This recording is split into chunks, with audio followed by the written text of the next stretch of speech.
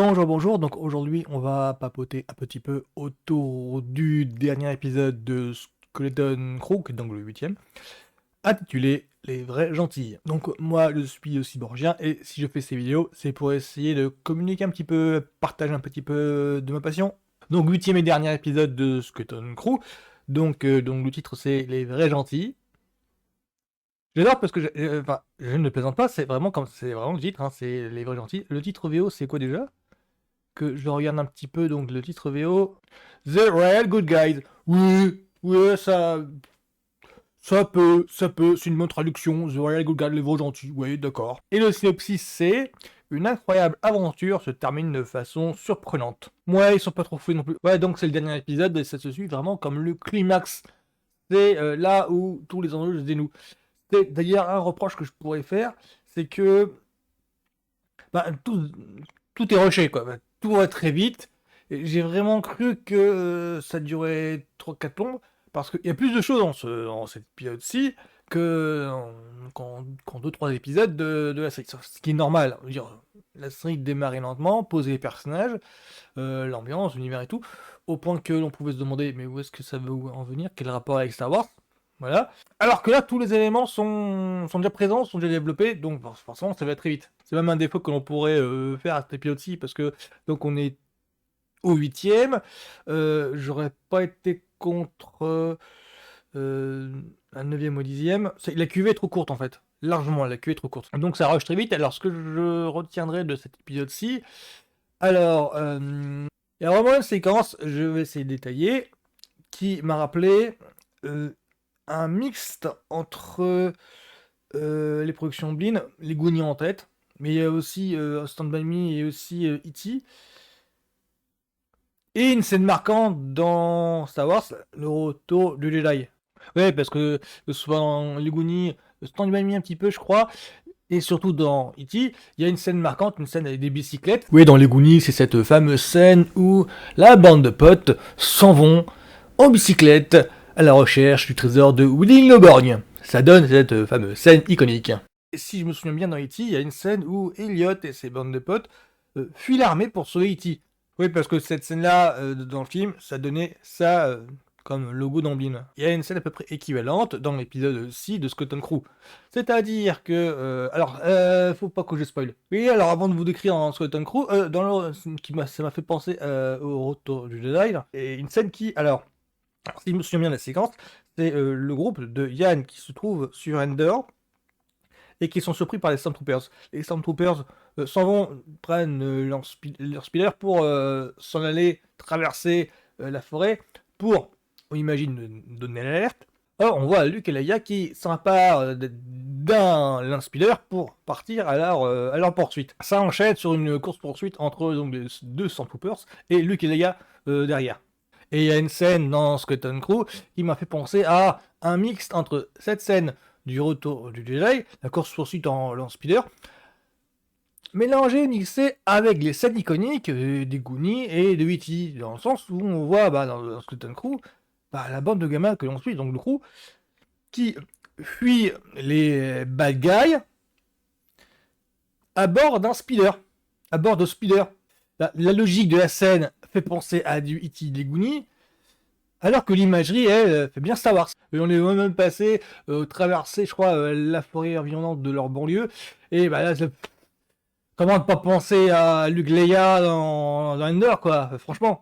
Et il n'y a pas que ça dans cet épisode-ci, hein. Il y a aussi quelques... alors, je dirais pas duel, plutôt combat psychologique. Ouais, dans le sens où il y a très peu d'action et tout passe par les regards la plupart du temps. J'ai l'impression que les gamins, avec leurs parents, essayent de fomenter des plans, mais vraiment, genre, en se regardant, en regardant ici, là, mais vraiment...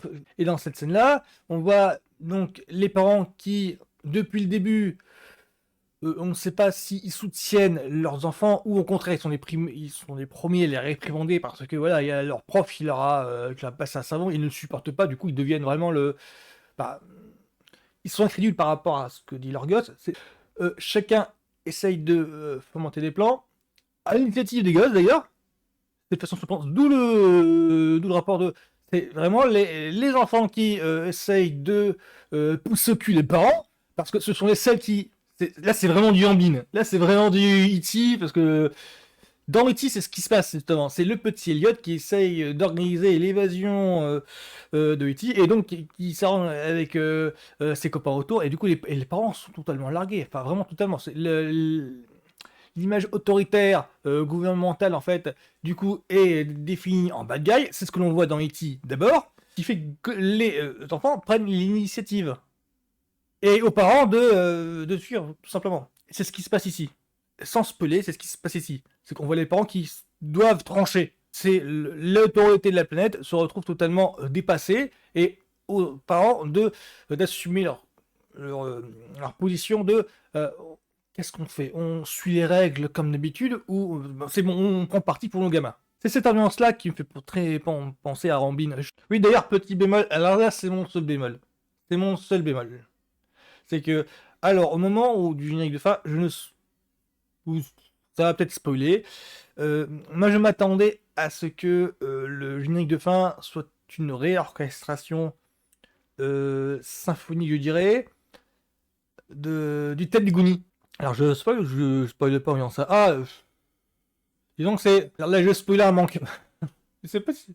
Ça se dit ça, spoiler un manque. Au générique de fin, moi je m'attendais aux 2-3 petites notes par rapport à l'animation qui est faite.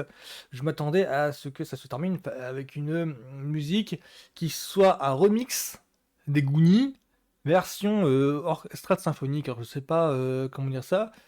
Que le thème des Goonies, mais orchestré avec un orchestre que l'on peut trouver de l'opéra. Il y a 2-3 notes en fait dans le générique qui m'ont fait penser à. Et là, je fais référence à la scène d'ouverture des Goonies. Alors, c'est The Fratelli Chase. The Fratelli Chase. Je crois que c'est ça. La course des Fratelli, en français, je crois.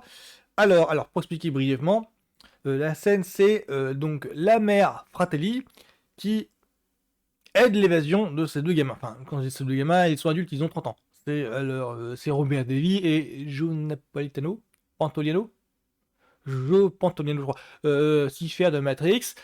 Et c'est le chef de police des Bad Boys, il me semble. C'est pour vous dire, c'est pour vous donner une idée de la gueule du type.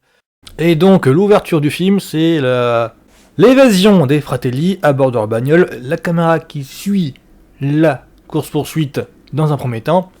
Et dans un second temps, petite présentation, une petite scénette pour présenter le gamin, le Goonie du titre, qui va à leurs occupations du quotidien, occupations ordinaires. Du genre réparer un lavabo, du genre jouer à un jeu de bande d'arcade, ou genre un spectacle de Pop Weird, je crois. Le tout rythmé par une petite musique un petit peu entrante. Et c'est cette musique-là que je pensais avoir une version remixée pour clôturer le Skeleton Crew.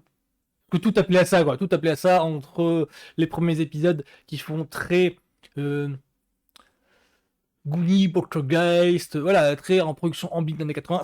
Rien que ça puait les Ambin des années 80. C'est pour ça que ça me parlait à moi. Parce que quand je voyais les banlieues pavillonnaires, les gamins qui se réunissent, ils discutent en fait de qu'est-ce qu'ils veulent devenir. Bah, c'est très les 80, quoi. Donc, mon avis sur ce que t'écoutes, très très bon.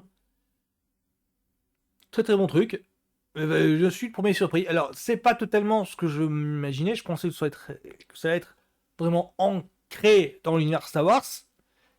Mais c'est mieux que je le pensais en fait. Dans le sens où moi je pensais que ça aurait été vraiment des gamins, je sais pas, de la haute ou de la République, mais vraiment que ce serait plus bourré de pas de service que ça. Et en fait, non, le charme du truc, c'est justement de ne pas vouloir s'ancrer aussi facilement que ça. C'est ce qui va faire enrager les fans. Bon, on peut voir ça en toute autonomie. C'est vraiment prévu pour un public qui n'a jamais vu des Star Wars, mais ça peut lui donner envie d'en savoir un petit peu plus. C'est ça que je pense, c'est que c'est vraiment prévu comme un nouveau point d'accès pour quelqu'un qui n'a jamais vu, mais vraiment rien, nada. Mais ça peut vouloir lui donner envie d'en connaître un petit peu plus. Savoir de quoi raconte tel ou tel personnage, quand tu parles des conflits qu'il y a sur. Parce que je crois qu'il y a Coruscant qui est cité par exemple. Il y a les. Je crois que les pirates aussi ont quelques mentions de ça. Voilà, il y a dans le décor, dans les allusions et les dialogues, on comprend que voilà, il y a ce qui s'est passé, il y a quelque chose qui s'est passé, puis qui passe au-dessus de la tête des gamins qui ne sont pas du tout au courant. Donc pour moi, c'est positif à ce niveau-là. C'est que ça est prévu comme un nouveau point d'accès, donc j'espère que ça pourrait, continuer. Je peux comprendre que, le parti pris était de faire le moins de promos possible, donc je crois que c'est pour ça que les chiffres sont si mauvais, c'est parce qu'en fait, bah, les fans de Star Wars, pensent que c'est bon, c'est ils ont que Disney a bazardé ça. Moi, je pense que, le parti pris qui était fait au niveau de la promo, c'est d'éviter d'en parler le plus possible de façon à ce que le spectateur, le public, soit le plus surpris possible. C'est grosso modo qu'il compte sur le bouche-oreille du public qui va tenter le truc. D'où le fait que ouais, il y a besoin d'être inquiet, mais en même temps confiant. Parce que pour moi, c'est un truc de qualité. C'est à voir comment ça va mûrir, comment le bouche-oreille se fait. Bon, pour moi, je pense que le bouche-oreille est plutôt bon dans la majeure partie. Il y a juste que les détracteurs, en fait, qui ont lâché l'affaire parce que voilà, il y a Disney, c'est un truc pour enfants. Voilà, ils ont trahi le truc. Pour moi, c'est un versant de Star Wars qui reste encore inédit. Pour moi, c'est un bon point. Voilà, voilà, donc ce sera tout pour moi pour Scott and Crew, donc l'épisode 8, donc les vrais gentils. Donc voilà, voilà, bonne semaine à tous, à plus.